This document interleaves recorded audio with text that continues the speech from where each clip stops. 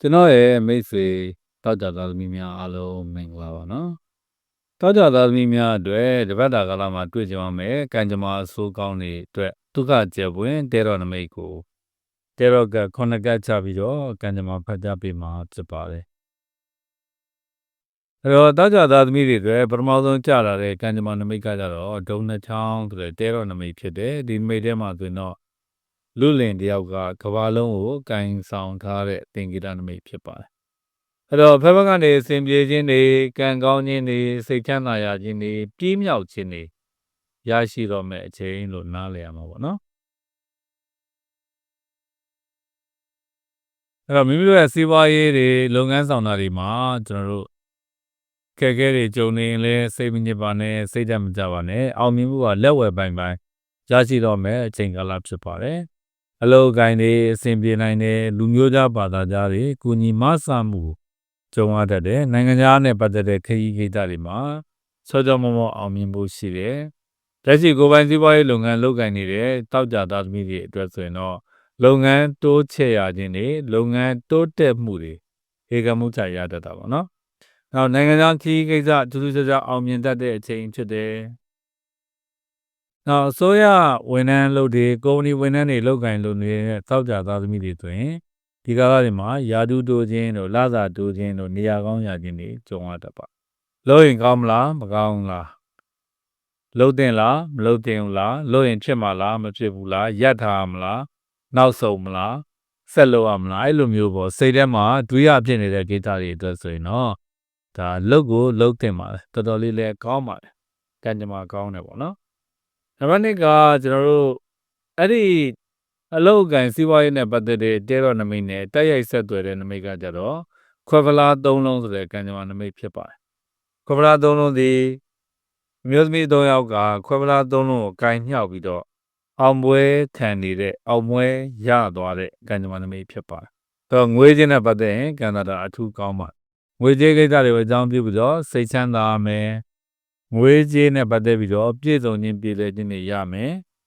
ထီပေါက်တဲ့ကဲ့သို့ငွေအစုလိုက်တွန်လိုက်ဝင်တတ်တယ်ရစရာကြီးတဲ့ငွေတွေချောချောမောမောရသွားတတ်တယ်ပေးစရာကြီးတဲ့ငွေတွေကလည်းချောချောမောမောပေးအပ်နိုင်မဲ့ကံတာမျိုးရှိပါတယ်တော့ဒီကာလမှာကျွန်တော်တို့တောက်ကြသားသမီးတွေအတွက်ထီကန်ဆန်းတဲ့အချိန်ကာလဆိုရင်လည်းမမှားပါဘူးနောက်ကျမ်းမာရေးပေါ့နော်ကျမ်းမာရေးကတော့မေယော်ကြီးဆိုတော့ကောင်းတာပေါ့အေးချမ်းခြင်းတွေကိုညွှန်ပြကျမ်းမာရေးကံတာကောင်းတယ်ကျမ်းမာရေးညံ့နေရာကနေကျမ်းမာရေးတွေပြန်လဲပြီးတော့ကောင်းမွန်တိုးတက်သွားတတ်တယ်ဆရာကောင်းသမားကောင်းတွေ့ပြီးတော့စေကောင်းမကောင်းတွေ့သွားတတ်တယ်အဲ့တော့ကျမ်းမာရေးနဲ့ပတ်သက်တဲ့ကံတာလည်းအကောင်းများပါတယ်နောက်ဆွေမျိုးသားချင်းတွေနဲ့ပတ်သက်တဲ့ကံတာမှာဆိုရင်တော့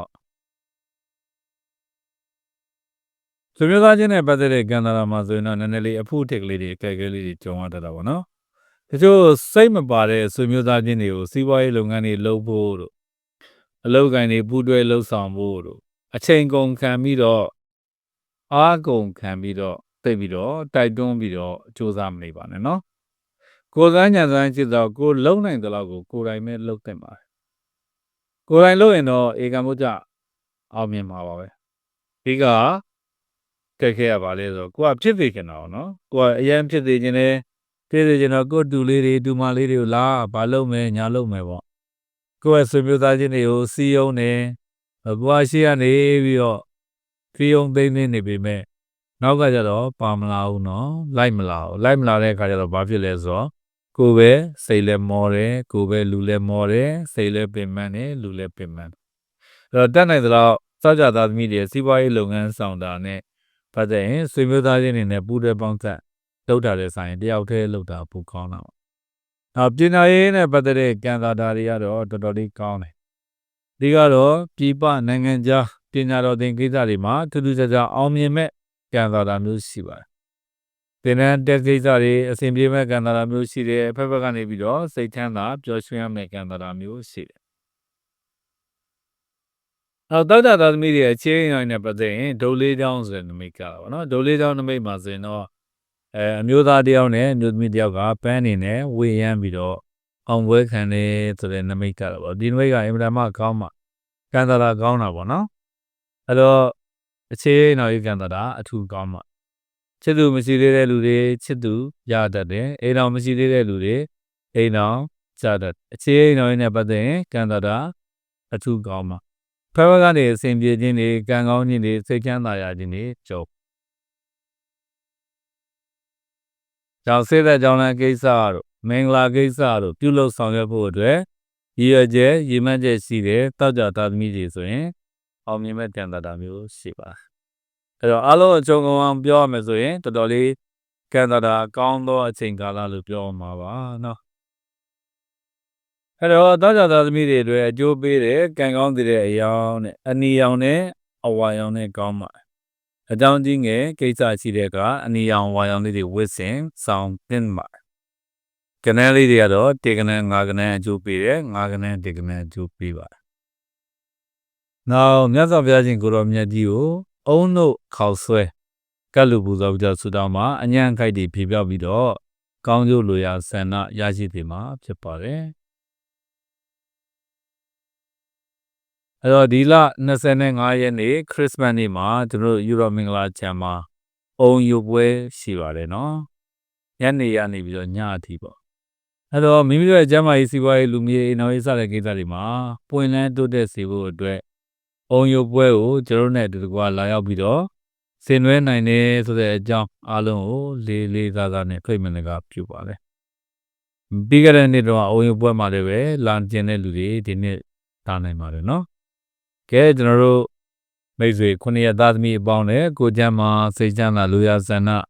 ပြေပါစေလို့ယူရောမင်္ဂလာချမ်းနေလိုက်လဲဆုတောင်းမေတ္တာပို့သလိုက်ပါတယ်။အောင်မြတ်တဲ့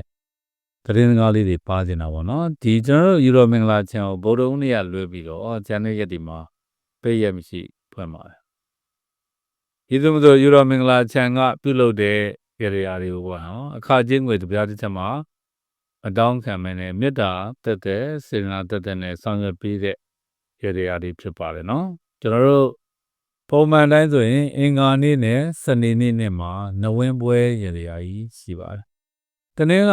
နွေနေ့မှာဆိုရင်တော့ကျွန်တော်တို့ဗုဒ္ဓဘာသာဝင်တွေအတွက်အထွတ်မြတ်ကားတဲ့ခင်မွန်ကြီး10ပါအလှရရာပွဲကြီးရှိပါတယ်။တနင်္လာနေ့မှာဆိုရင်တော့တနင်္လာနေ့မနေ့7နာရီမှာနိုင်ငံခြားကိုအမြန်သွားဖို့အလုပ်နေရာအမြန်ပြောင်းဖို့အတွက်ပြုလုပ်တဲ့ခုံမနက်ရရာရှိပါတယ်။အင်္ဂါနေ့မနေ့မှာနဝင်းရရာရှိပြီးတော့အင်္ဂါနေ့ညမှာတော့ကကြီးလေးပါအလှရရာပွဲကြီးရှိတာပေါ့နော်ကြာသပတေးနေ့မှာပါကျွန်တော်တို့ခေါင်းစည်းမင်္ဂလာရရာရှိတယ်တောက်ကြနေ့မှာတော့ကျွန်တော်တရားမင်းကိုလူတန်းဆက်ကတ်တဲ့တရားပွဲရရာရှိပါတယ်ဒါရီအားလုံးကကျွန်တော်တို့ယူရောမင်္ဂလာချန်ကမေတ္တာစေတနာတက်တဲ့နဲ့ဆောင်ရွက်ပေးတဲ့ရရာကြီးတွေပဲဖြစ်ပါတယ်နောက်တစ်ခါယူရောမင်္ဂလာချန်ကိုအကြောင်းမျိုးနဲ့မလာရောက်နိုင်တဲ့သူတွေကတော့ကျွန်တော်တို့ယူရောမင်္ဂလာချန်ရဲ့Viber နံပါတ်တွေဖြစ်တဲ့399692 35လုံး9ဆိုတဲ့ Viber နံပါတ်က39992029ဆိုတဲ့ Viber နံပါတ်ကနေပြီးတော့ဆက်သွယ်ပြီးတော့ order လေးတွေမှာယူနိုင်ပါတယ်နော်